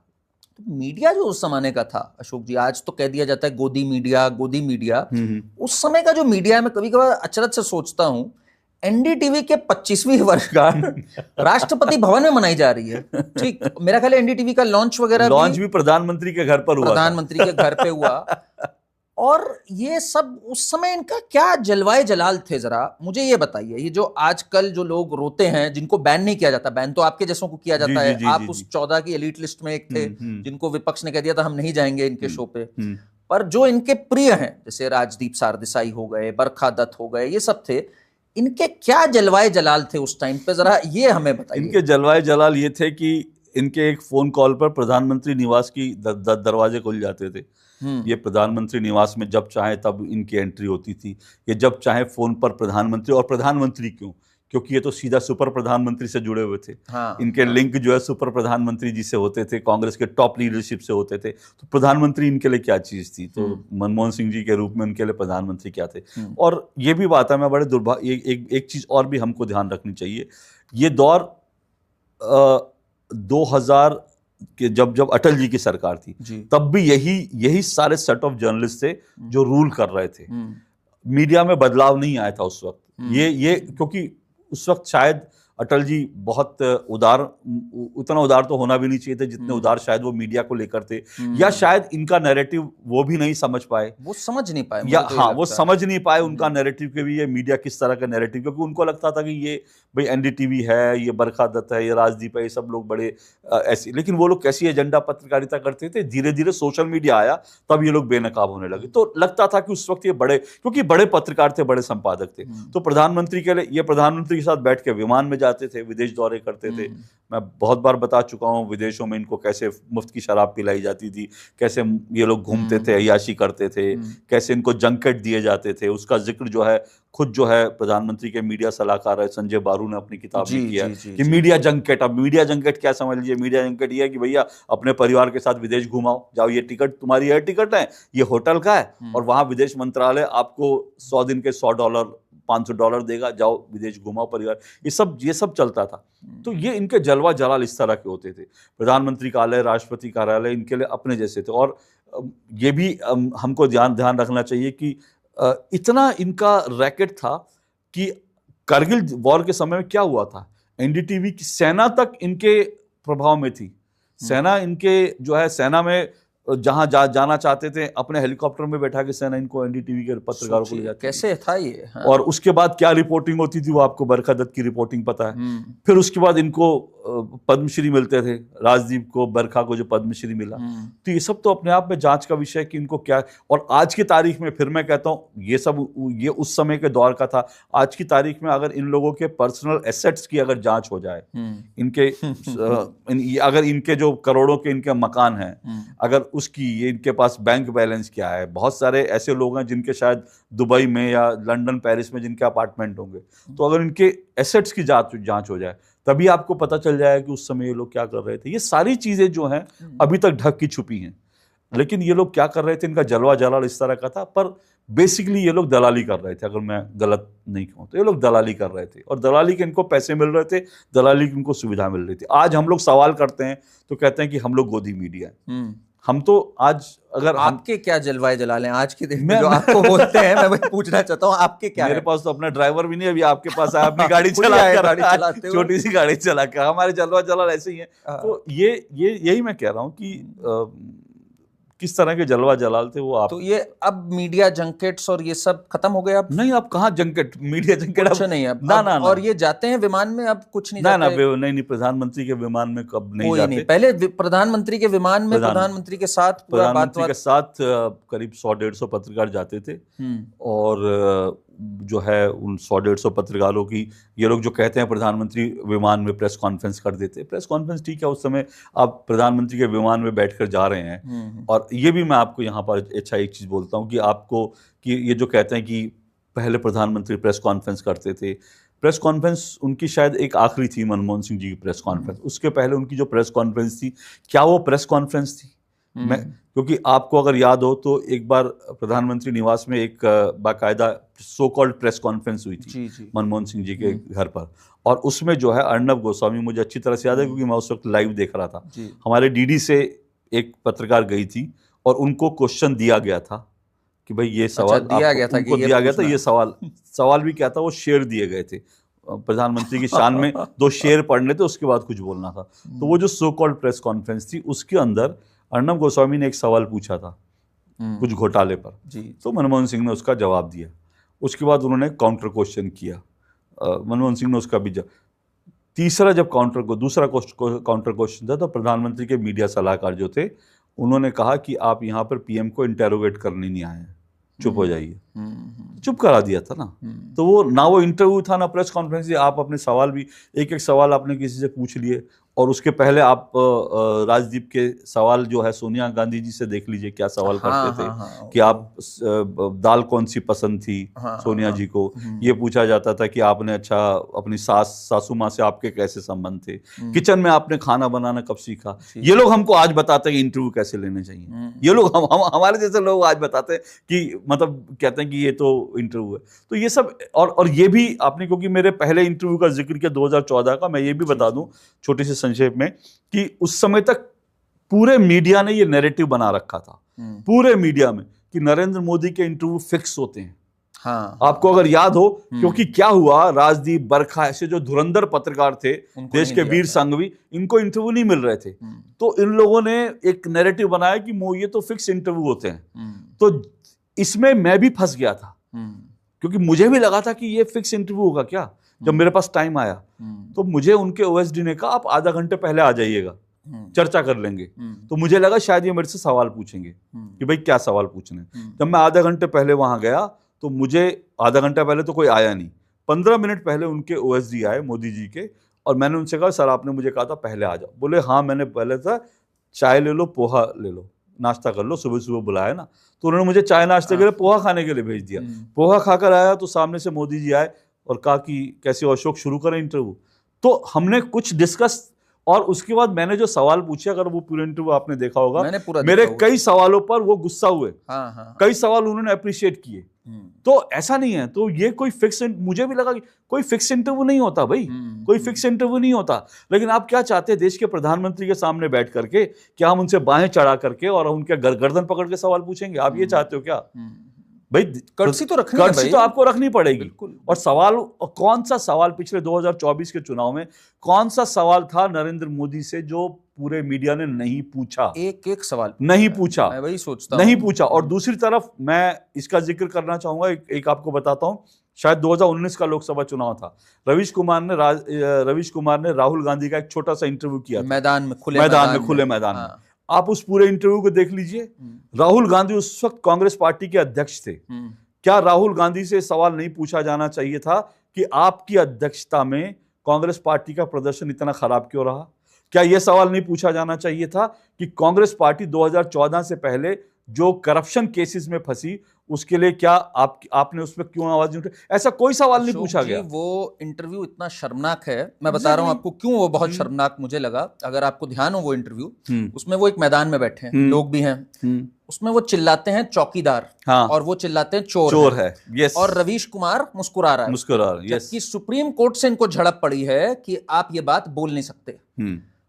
ऐसी चीज जिसपे सुप्रीम कोर्ट ने बाद में को करी, इन्होंने इंटरव्यू के दौरान जो लोग बोलते हैं प्रोपेगेंडा, इससे ज्यादा भद्दा प्रोपेगेंडा क्या हो सकता है? और कोई सवाल नहीं, कोई काउंटर नहीं, किस बेसिस पे बोल रहे हैं। ये लोग हमको बताते हैं, तो ये डबल स्टैंडर्ड। अब जिसकी बात हुई हमारी रवीश कुमार की, ये एक बहुत करीबी माने जाते थे इनके, और ये बहुत सवाल उठाते हैं कि आजकल तो गोदी मीडिया हो गया है, अब यूट्यूब पे भी आ गए हैं ये, और बहुत एक पूरा एक इन्होंने भी अपना एक इकोसिस्टम तैयार कर लिया। एक रवीश, कभी अजीत अंजुम के आ जाते हैं, कभी अजीत अंजुम रवीश के आते हैं, कभी अभिसार को ले आते हैं। तो इनका तो अभी भी चल रहा है कार्यक्रम। आप क्या सोचते हैं? अभी भी फल फूल रहे हैं ये लोग। इकोसिस्टम बनाइए आप, कोई बात नहीं, आप मिलजुल के काम कीजिए भी से, लेकिन आप झूठ मत बोलिए, मेरा सिर्फ मानना है। इनका इकोसिस्टम अभी भी मजबूत कैसे है अशोक? देखिए, इनका इकोसिस्टम इसलिए मजबूत है क्योंकि इनकी उसके पीछे 2-3 कारण है। एक तो यह है कि भारत के अंदर एक बहुत बड़ा वर्ग जो है, जिसमें बहुत धनपति लोग हैं, जिसमें बहुत इन्फ्लुएंशियल लोग हैं, वो भारत के अंदर जो हैं इनके सपोर्ट सिस्टम बने हुए हैं। और शायद मैं हो सकता है गलत साबित हो जाऊं, लेकिन मुझे लगता है कि इनका इकोसिस्टम शायद अब टूटे, क्योंकि इनको असली फंडिंग जो है, असली इनका जो सपोर्ट सिस्टम था, वो भारत के बाहर अमेरिका में यूएसएड था, जो आया अभी। अब क्योंकि अमेरिका देखिए बदल रहा है। अभी अमेरिका में क्या हुआ, अमेरिका में कोलंबिया यूनिवर्सिटी के अंदर जो लोग हमास के सपोर्ट में, उनको निकाल के बाहर फेंक दिया, कहा कि चलो बाहर हो गया। तो जो वहां पे हमास का सपोर्ट कर रहे थे उनको अमेरिका बर्दाश्त नहीं कर रहा, तो यहां हमास के सपोर्टर्स को पैसा कौन देगा?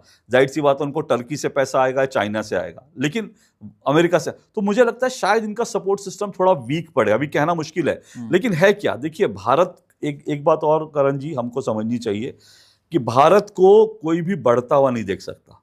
ना चाइना बढ़ता देख सकता है, ना पाकिस्तान देख सकता है, ना टर्की देख सकता है, ना बांग्लादेश में बैठी जो कट्टरपंथी ताकतें वो देख सकती हैं। तो ये भी हमको समझना चाहिए, इनका इकोसिस्टम ये वाला इकोसिस्टम भी है।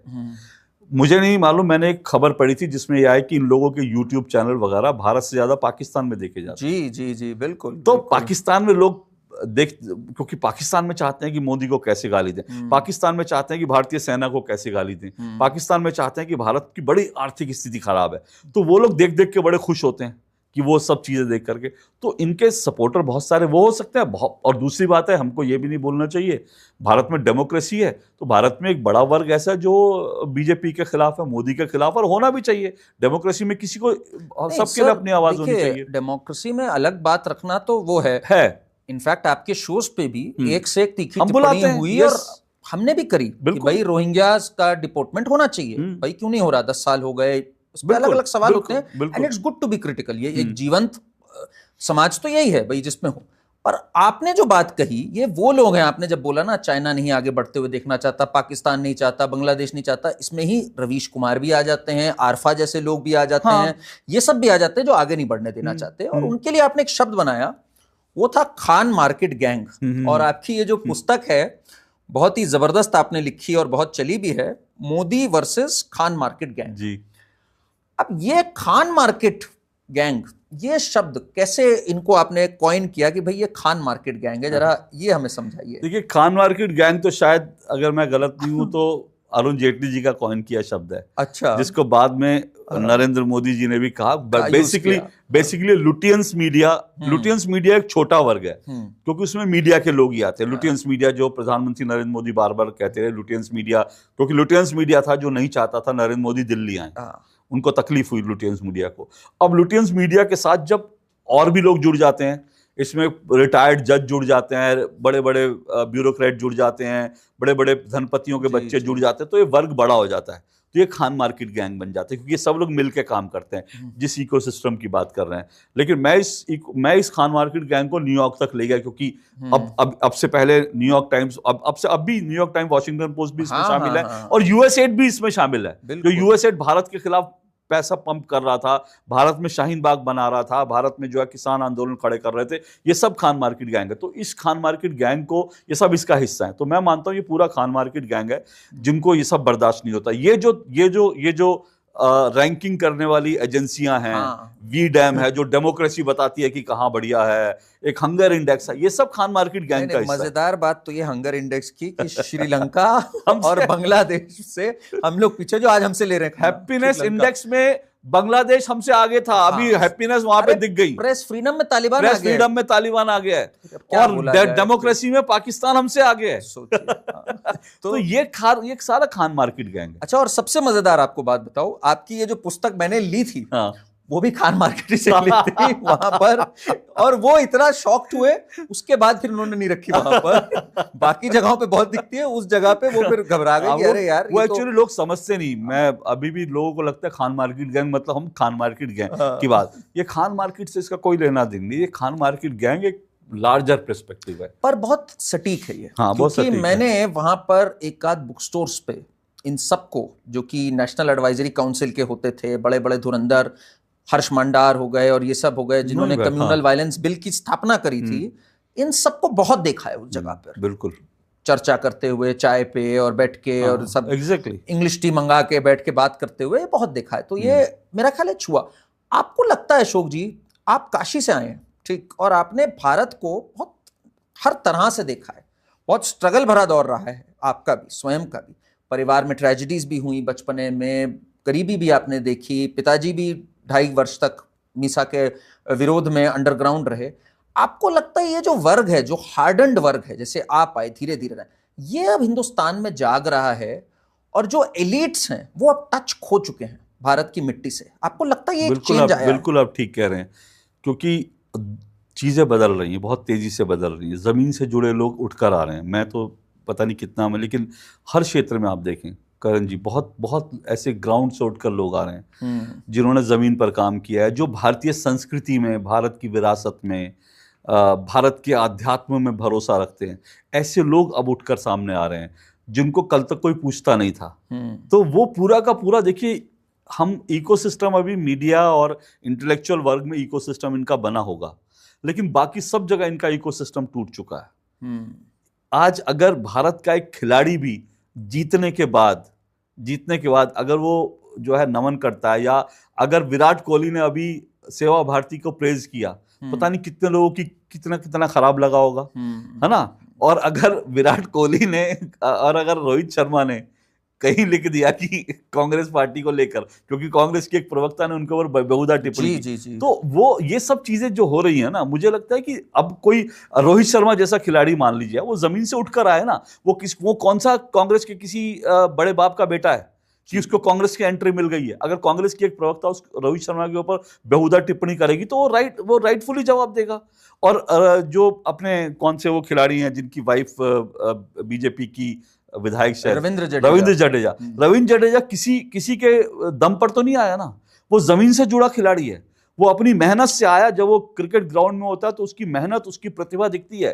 तो अगर उसकी वाइफ अगर बीजेपी के टिकट पे जीत जाती है तो इसका मतलब आप उसको रोक लोगे? अगर उसको आस्था है भगवान में, विराट कोहली की आस्था है, वो जाता है एक संत महात्मा के पास जाते हैं, उनको नमन करते हैं, तो विराट कोहली को कोई वो नहीं कर सकता, क्योंकि इनका ओवरऑल इकोसिस्टम देखिए टूट चुका है, ये लोग कमजोर हो चुके हैं। तो एक चीज बहुत आती है अशोक जी, जब भी आपके बारे में मैंने देखा, हमारे जो कांग्रेस के मित्र होते हैं, विपक्ष के होते हैं, वो कहते हैं भाई अशोक जी न्यूट्रल नहीं है। हाँ, तो पहले तो मुझे ये बताइए कि पत्रकारिता में न्यूट्रलिटी चीज होती है, नहीं होती है? क्या होता है पत्रकार? न्यूट्रल हो सकता है क्या, या ऑब्जेक्टिव हो सकता है? आपका क्या? नहीं, न्यूट्रल नहीं हो सकता, ऑब्जेक्टिव हो सकता। मैं कोई निष्पक्ष पत्रकारिता नाम की चीज नहीं। आप कहीं तो पक्ष, कहीं तो आपका पक्ष आपका, और दूसरी बात है कि जब मैं रिपोर्टर हूं जी, तब मैं फैक्ट्स के प्रति निष्पक्ष होना चाहिए, कि फैक्ट्स जो हैं उसके प्रति जो भी फैक्ट्स हैं मैं उनके सामने रख दूं। एज ए रिपोर्टर फैक्ट्स के प्रति मैं डिस्टॉर्ट नहीं कर सकता, फैक्चुअली मैं गलत नहीं हो सकता हूं। ये बात एक रिपोर्टर को ध्यान रखनी चाहिए। जब एक संपादक है तो संपादक की एक संपादकीय दृष्टि होती है। मैं फील्ड से 15-20 साल रिपोर्टिंग करके संपादक पहुंचा, तो मेरी एक संपादकीय दृष्टि है। तो उस संपादकीय दृष्टि से मैं अपनी चीजों को देखूंगा, मैं ऑब्जेक्टिव रहूंगा, निष्पक्ष तो मैं नहीं रहूंगा। अगर फर्ज कीजिए कि अगर शाहीन बाग हुआ है और अगर लोग नारे लगा रहे हैं कि सीए कानून आएगा और उससे जो है मुसलमानों को इस देश का नागरिक नहीं माना जाएगा, तो क्या उसमें मैं निष्पक्ष हो जाऊं? मैं उसको फैक्चुअली देखूंगा, और फैक्चुअली क्या है, नागरिकता संशोधन कानून में किसी मुसलमान की नागरिकता नहीं जा रही है। और एज ए एडिटर मैं ये कमेंट करूंगा कि ये पूरा का पूरा फेक है, ये पूरा का पूरा जो शाहीन बाग बनाया गया गलत तथ्यों पे बनाया गया, सिर्फ एक एजेंडा के तहत बनाया गया। अगर मैं ऐसा कह रहा हूं तो आप मुझे फैक्चुअली गलत प्रूव कीजिए ना। इस पे कुछ लोग कहते हैं भाई आपके अपने, आप हैं, हमारे भी अपने फैक्ट चेकर्स हैं आजकल तो मार्केट में खूब सारे उनके फैक्ट चेकर हैं, उनके फैक्ट चेकर रोज फेक न्यूज फैलाते पकड़े जाते हैं। इसमें ही इसी किताब में जो भारत के जो सो कॉल्ड जो एक फैक्ट चेकर हैं जिनको कहा जाता है, ये ऑल्ट न्यूज वाले जो हैं, उनकी 50 से ज्यादा इसमें फेक न्यूज एक्सपोज करी है इसी किताब में। तो आप फैक्ट चेकर हो के फेक न्यूज, क्योंकि आप भी एजेंडा चला रहे हैं। और मैं ये कहता हूं, मुझे कई लोगों ने कहा किताब को लेकर, अभी आपको जानकारी के लिए बताऊं, इस किताब का दिल्ली यूनिवर्सिटी में एक कार्यक्रम हुआ था जिसमें दिल्ली के वाइस जो यूनिवर्सिटी के वीसी हैं वो खुद मौजूद थे। उन्होंने पूरी किताब 2 दिन में पढ़ ली और उन्होंने इस किताब को लेकर बोला। अगले दिन जयराम रमेश उसको ट्वीट करते हैं कि दिल्ली यूनिवर्सिटी में ऐसी किताबों का जो है प्रचार हो रहा है, दिल्ली यूनिवर्सिटी में ऐसी किताब का वो हो रहा है। उसके बाद एक नक्सली राइटर है, वो वायर में 2 आर्टिकल इस किताब के खिलाफ लिख देते हैं। मैंने उस दिन जयराम रमेश जी को मैंने उनके जवाब में लिखा, मैंने कहा कांग्रेस का इतिहास किताबें बैन करने का रहा है, किताबें पढ़ने का नहीं। मैंने कहा जयराम रमेश जी कि इस किताब को आप पढ़ लीजिए, और पढ़कर आप फैक्चुअली इस किताब में एक भी गलती बताएंगे तो मैं अगली बार से किताबें लिखना बंद कर दूंगा। आप एक गलती तो बताइए फैक्चुअली, आप फैक्चुअल कुछ नहीं बता रहे और आप सीधा किताब का विरोध कर रहे हो। क्यों? क्योंकि आपकी मानसिकता है किताब को बैन करने की। किताब पढ़ने की नहीं है, किताब पढ़ने के लिए होती है, प्रतिबंधित करने के लिए नहीं होती। पत्रकारों से सवाल लिए जाते हैं, पत्रकार प्रतिबंधित करने के लिए नहीं होते। लेकिन आपका माइंडसेट ही अगर प्रतिबंधित करना का होगा तो भाई तानाशाह तो आप हो। तो ये सारी चीजें इस देश में होती है तो बड़ा अजीब लगता है।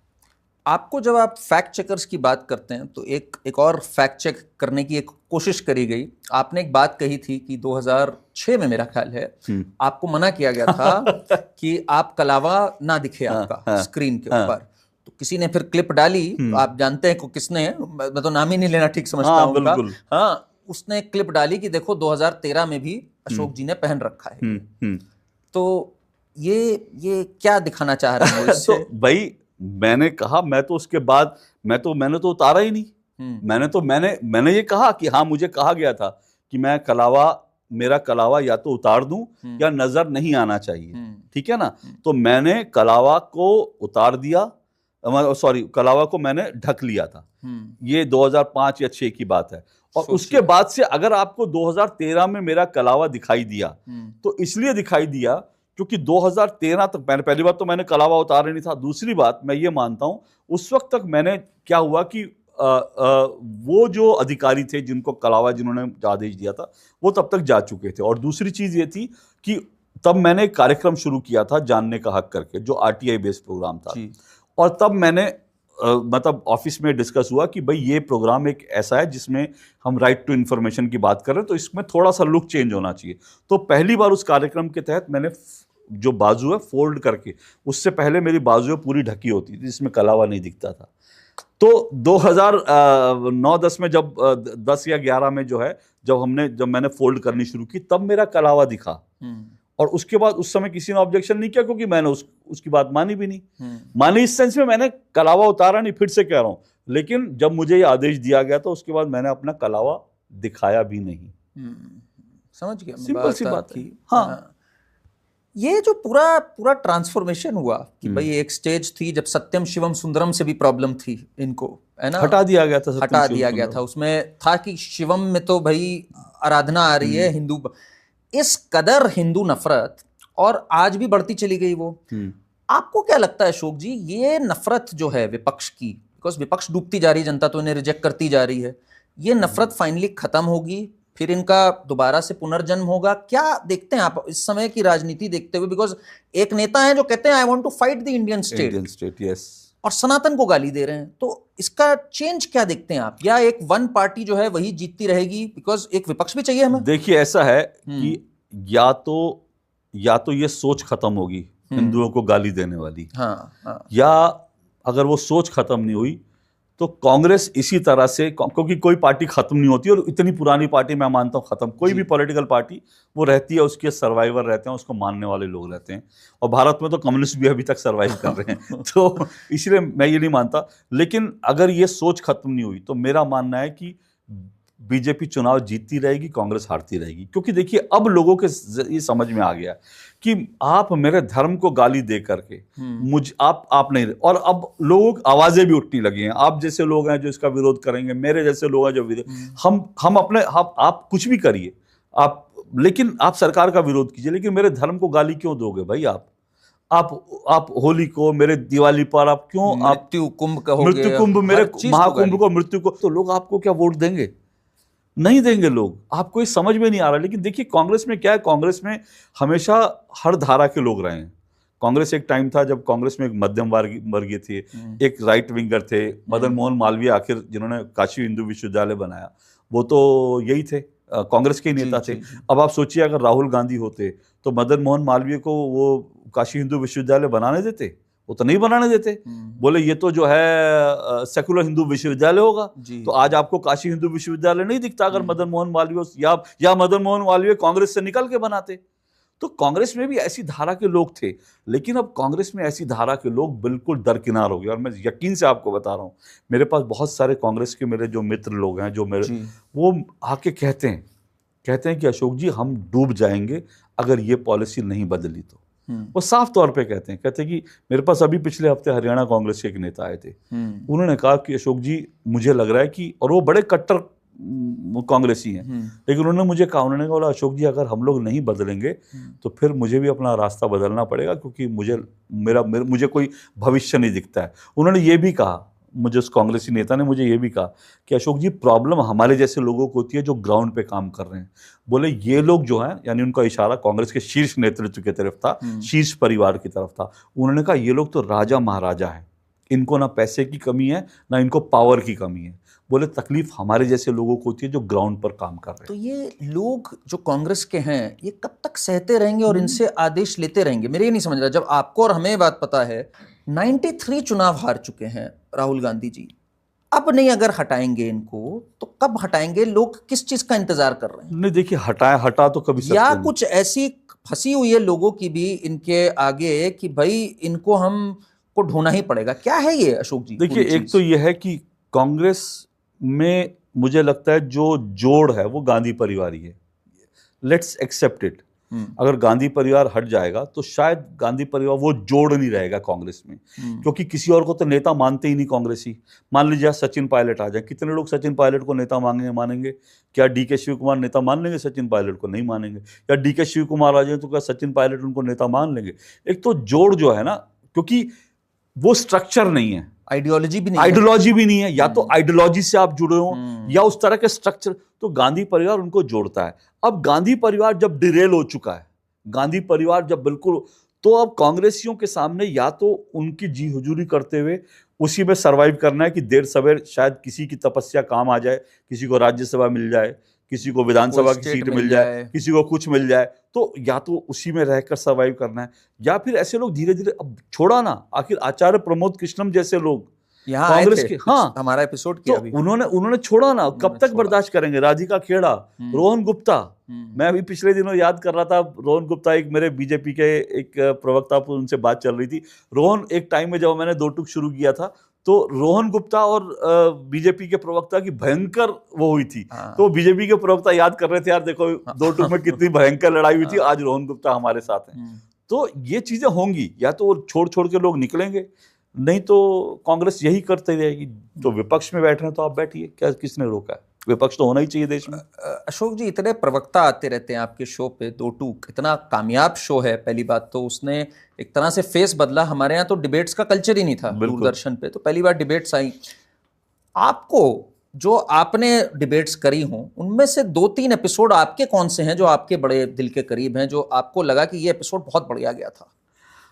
ऐसे तो कहना मुझे मुश्किल है, लेकिन एक मुझे याद आता है कि सुप्रिया शिनेत एक दिन, जब तक मैं बैन नहीं था उसके पहले, सुप्रिया शिनेत एक दिन मेरे कार्यक्रम में आई थी। तो उन्होंने आने के बाद जब डिबेट चल रही थी, शुरू हुई, जब मैंने उनसे सवाल पूछा तो सुप्रिया शिनेत ने कहा कि ये क्या जुवेनाइल डिबेट आप कर रहे हैं। अच्छा। फिर कहा ये क्या बेवकूफाना मुद्दे पे डिबेट कर रहे हैं। हाँ। तो मुझे हैरानी हुई, तो मैंने सुप्रिया जी से पूछा, मैंने कहा सुप्रिया जी, मेरे गेस्ट कोऑर्डिनेशन ने आपको विषय बताया होगा, अगर आपको लगता है ये विषय बेवकूफाना है, ये जुवेनाइल है, तो आप मना कर देती। आप डिबेट में आके कह रही हैं कि ये जुवेनाइल है। तो एक दो बार ऐसे बहसा बहसी हुई। थोड़ी देर बाद उन्होंने कहा कि मैंने कहा ही नहीं जुवेनाइल बेवकूफाना डिबेट है। अच्छा। तो अब उन्होंने इतने कॉन्फिडेंस से कहा कि मुझे लगा इन्होंने क्या कहा था, मैं खुद सोचने लगा। तो उस समय मैंने ब्रेक लिया। ब्रेक के बाद मैंने अपनी टीम को कहा जरा लेट्स चेक कि इन्होंने क्या कहा। तो मुझे मेरे प्रोड्यूसर ने तुरंत बताया चेक करके कि सर इन्होंने कहा बेवकूफाना डिबेट है। मैंने कहा वो जरा क्लिप काटो। तो ब्रेक के बाद हम आए, मैंने कहा सुप्रिया जी आपने बेवकूफाना डिबेट नहीं कहा। बोले नहीं मैंने नहीं कहा। तो मैंने बोला देखिए आपने क्या कहा, हमने वो क्लिप चला दी। अच्छा। और उसके बाद वो जो आग बबूला है, उसके बाद वो मेरे शो में कभी नहीं आई।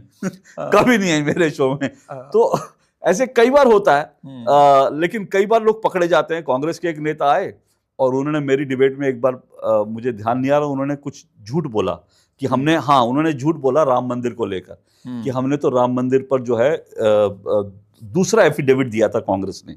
होता क्या है देखिए, नेता लोग क्या करते हैं, डिबेट के अंदर अक्सर झूठ बोल के बच निकलते हैं। एंकर्स की ये चतुराई भी होनी चाहिए, एंकर को इतने रिसर्च भी होनी चाहिए, कर्तव्य होना चाहिए, कर्तव्य भी होना चाहिए। अगर वो झूठ बोल के जा रहा है तो उसको ना निकलने दे। तो उन्होंने झूठ बोल के निकलना चाहा। झूठ बोल के निकलना चाहा तो उन्होंने कहा कि हमने तो दूसरा एफिडेविट बाद में दिया था, उसको विड्रॉ कर लिया था।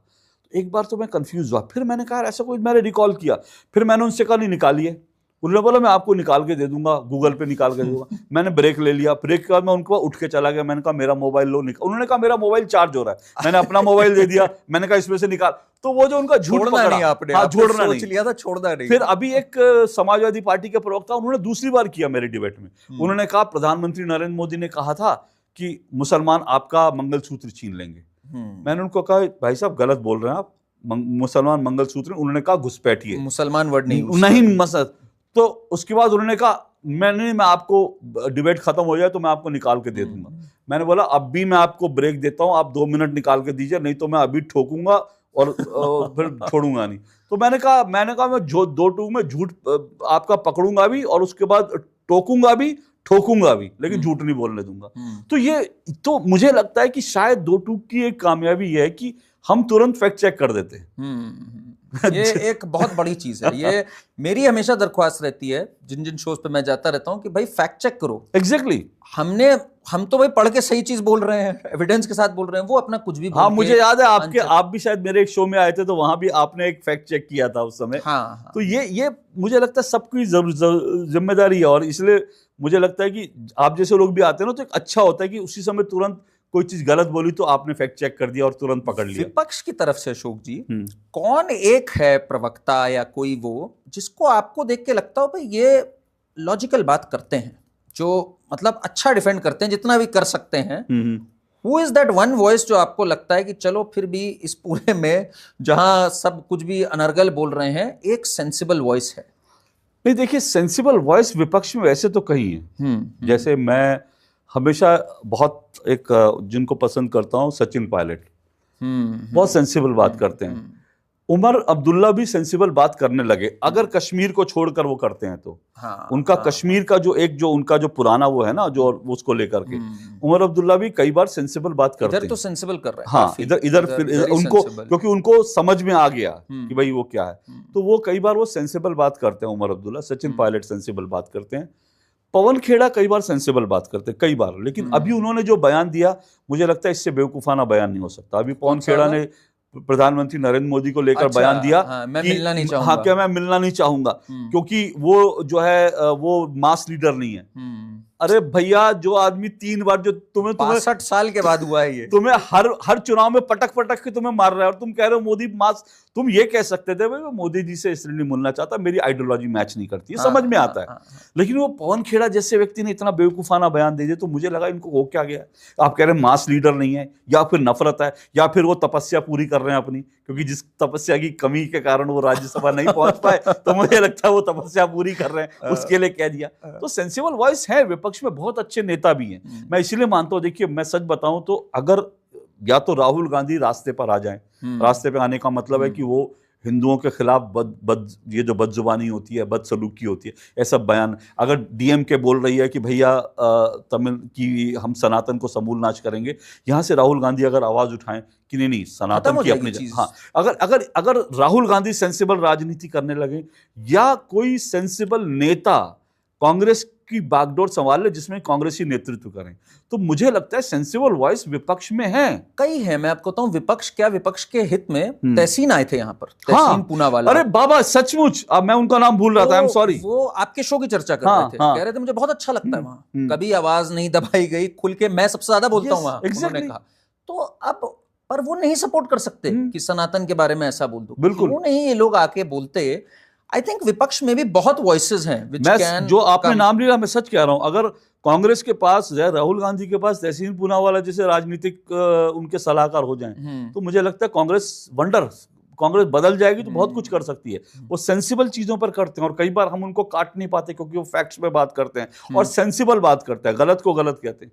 तो ऐसी बहुत सेंसिबल वॉइस है विपक्ष में, लेकिन दुर्भाग्य से नहीं सुधरना चाहते तो हम क्या कर सकते हैं, या उनकी कोई परेशानी है। देखिए, कोई चीज है जो कांग्रेस को इतनी एक्सट्रीम में ले जा रही है, इतनी एक्सट्रीम में कि कांग्रेस जो है अर्बन नक्सल बन गई है, इतनी एक्सट्रीम में कोई चीज है जो ले जा रही है। या तो राहुल गांधी का वास्तव में चीन से कोई पैक्ट है, या इनको वास्तव में जो सोरोस का पैसा मिल रहा है उस पैसे का दबाव है, या इनकी आइडियोलॉजी ऐसी है, या वास्तव में इनको हिंदुओं से इतनी नफरत है।